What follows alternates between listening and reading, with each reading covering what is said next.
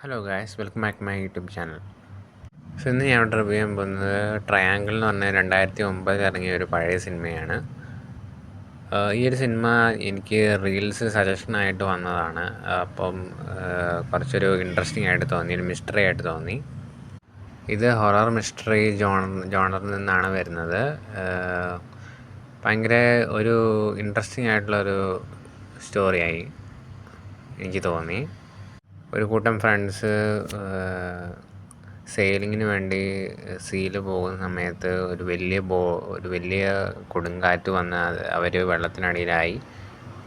പക്ഷേ to their rescue ഒരു വലിയ ക്രേറ്റർ പോലൊരു വലിയ ബോട്ട് അവരുടെ രക്ഷയ്ക്കായിട്ട് വന്നിട്ടുണ്ടായിരുന്നു. പക്ഷേ ആ ബോട്ടിൽ എത്തിക്കഴിഞ്ഞപ്പോൾ ഒരു ട്രയാങ്കിൾ പോലെ, ഒരു ലൂപ്പ് പോലെ, ഒരു never ending death kind of suspense story. ഒരു ലൂപ്പിലൂടെ ഇവർ പിന്നെയും റിപ്പീറ്റായിട്ട് സെയിം കാര്യം തന്നെ പിന്നെയും നടന്നുകൊണ്ടിരിക്കുകയാണ്. എൻഡിങ്ങിൽ ഒരു സാറ്റിസ്ഫൈങ് എൻഡിങ് ആണോ എന്ന് എനിക്ക് തോന്നുന്നില്ല.